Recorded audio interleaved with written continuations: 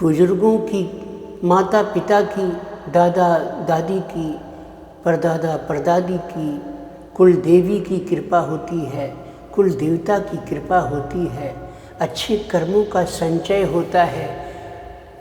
जन्मपत्री में आपके शुक्र और बृहस्पति ग्रह की पोजीशन अच्छी होती है, तब कहीं जाकर विवाह का सुयोग प्राप्त होता है व्यक्ति को।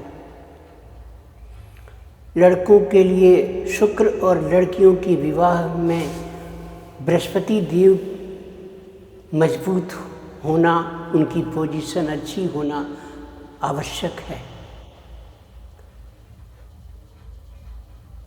और तब जाकर के व्यक्ति को ये सुयोग प्राप्त होता है कि उसका कहीं अच्छे कुटुंब परिवार में, कुलीन परिवार की किसी युवती से विवाह का संबंध चल कर आता है, रिश्ता आता है। जो युवती इन कृपाओं के बाद फिर विवाह होने के उपरांत आपके जीवन में आती है, दोनों एक दूसरे का सहयोग करने का संकल्प लेकर इस दाम्पत्य को प्रारंभ करते हैं। बड़ी ईमानदारी और समर्पण भाव से दोनों मिलकर अपने दाम्पत्य को सुखद रूप से निर्वाह करते हैं, तब वो सफल विवाह माना जाता है। और अगले जन्मों में भी विवाह के योग उस जीव को बनते रहते हैं, मिलते रहते हैं। लेकिन कभी कभी विवाह के उपरांत दुर्व्यवहार होने लग जाता है जब, तो उस दाम्पत्य में कड़वाहट आ जाता है। एक तो ईमानदारी की कमी हो जाना, सत्य को न बोलकर असत्य का सहारा लेना, धोखे से विवाह करना, बढ़ा चढ़ाकर अपनी पोजीशन को, अपने आय को, अपनी इनकम को, अपनी योग्यता को बढ़ा चढ़ाकर झूठ बोलकर बताना,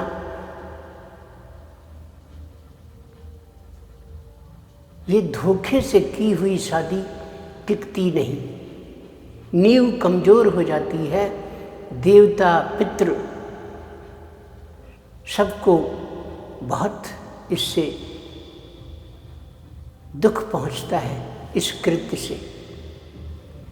इसलिए विवाह एक ऐसा रिश्ता है जिसमें पूरी ईमानदारी और सत्यता होनी चाहिए, वफादारी और समर्पण होना चाहिए एक दूसरे के प्रति।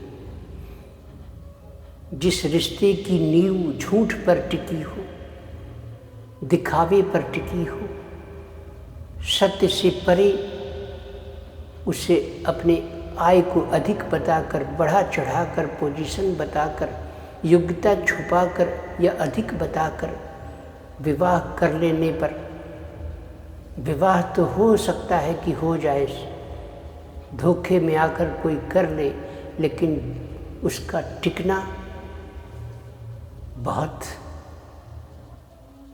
आशंकाओं से भर जाएगा। आशंकित हो जाता है कि वो रिश्ता अब चलेगा या नहीं चलेगा। कुछ महीनों, साल, 2 साल, 10 साल, 5 साल, सत्य तो कभी न कभी उभर कर आता है, सत्य तो छुपता नहीं। सत्य तो सत्य है, ईश्वर का रूप है, आज नहीं तो कल। अगर लड़का या लड़की किसी को भी पता चलता है कि इस रिश्ते में झूठ बोला गया था, असत्य बोला गया था, कुछ छुपाया गया था, तो विश्वास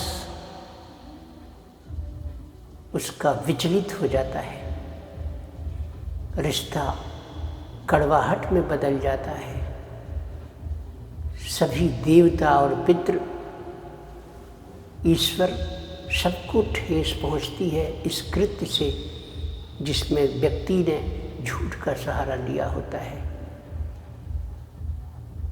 वो लड़की जो अपने माता पिता को छोड़ कर आती है, भाई बहन को छोड़ कर आती है, गली के मोहल्ले के सखी सहेलियों को छोड़कर आपसे विवाह करने आती है, उसे जब ऐसे कृत्य का पता चलता है तो समझ लीजिए कि उसके दिल पर क्या गुजरने वाली है।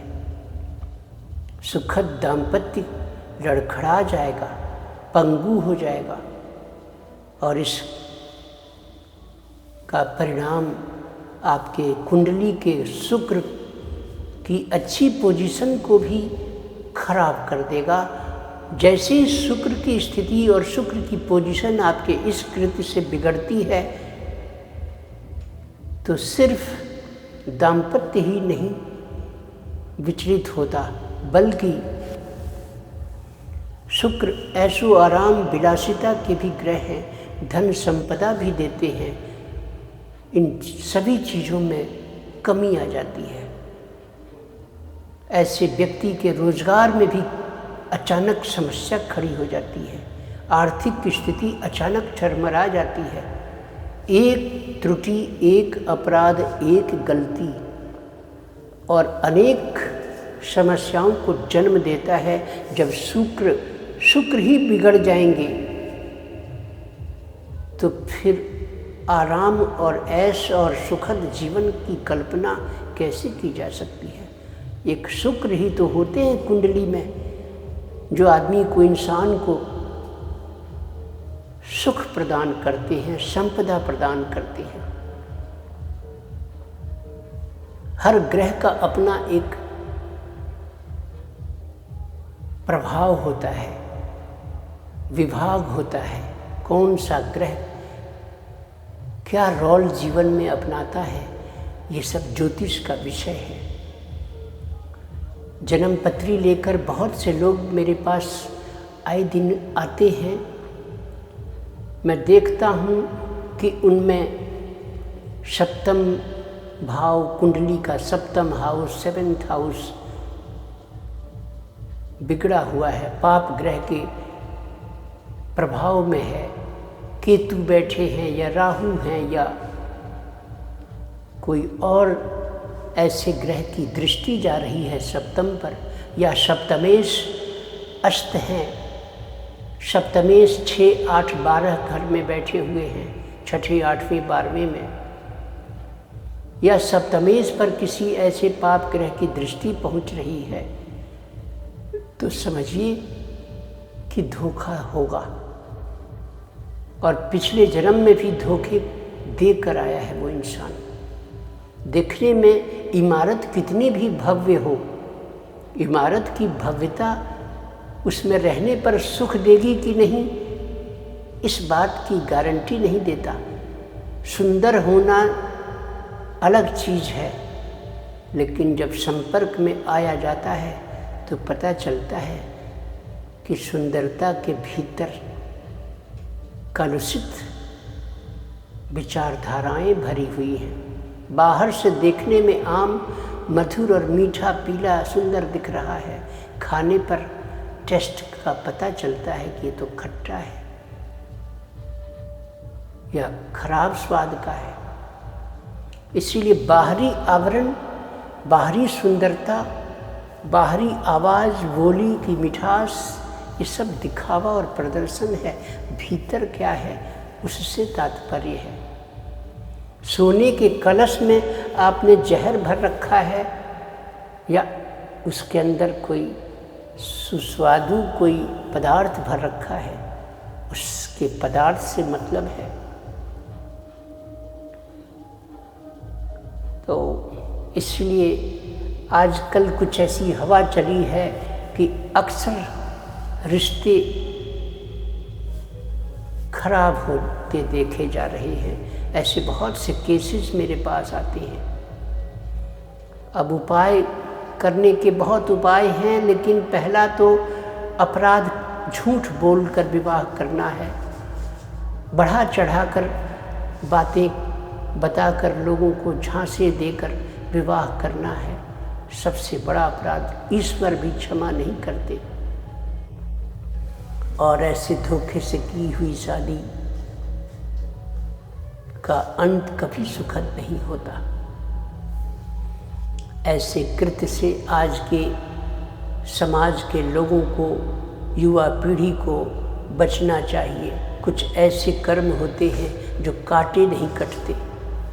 इंटेंशन के साथ अगर ऐसा कार्य किया है, कुकृत्य कर दिया है, काटे नहीं कटता। इसलिए अहमियत को समझें और विवाह को विवाह की तरह से सत्य के आधार पर, शाश्वतता के आधार पर संपन्न करें। तब कोई छोटी मोटी खटपट होती है तो उसका उपाय हो जाता है। शेयर करें, चैनल को लाइक करें और सब्सक्राइब करें। शुभ रात्रि।